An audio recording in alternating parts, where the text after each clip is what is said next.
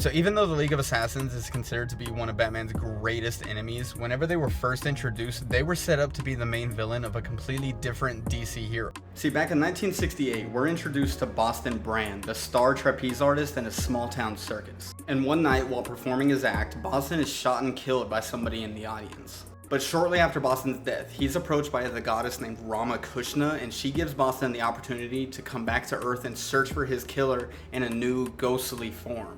Boston takes the deal and he begins to search for his killer, but the only thing he knows about his killer is that he has a hook for a hand. Eventually, Boston is able to find his killer and he follows him all the way to a temple in Hong Kong. Inside the temple, Boston discovers the Society of Assassins and their leader, who's known only as the Sensei. And while Boston is eavesdropping inside of the temple, he actually discovers that whenever the hook murdered him, it was all just a part of some kind of initiation ritual, and that Boston's life didn't even really matter to the society.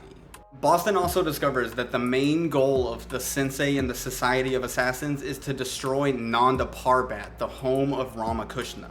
Now, the reason that the Sensei wants to kill Ramakrishna is because he's actually being possessed by the ghost of a 100-year-old white guy who was Ramakrishna's first agent on Earth. So just like Dead Man got the powers from Ramakrishna, so did the man possessing the Sensei. See, the reason that Jonah wants to kill Ramakrishna is because as her first servant, the first avatar that she created, he agreed to serve her eternally. And after about 100 years, he got tired of the service and he just wanted to pass on to the afterlife. Ramakrishna refused to let Jonah pass on, so he swore vengeance on Ramakrishna, saying that he would destroy her at any cost. In the end, even though Ramakrishna ends up dying, Boston is able to defeat Jonah, but the Society of Assassins is still out there in the world, and Boston swears to put a stop to them. So yeah, whenever the League of Assassins was first introduced, they were actually set up as the main adversaries of Dead Man, not Batman. It would actually be a couple years later in the pages of Batman number 232 that DC would decide to retcon the League of Assassins.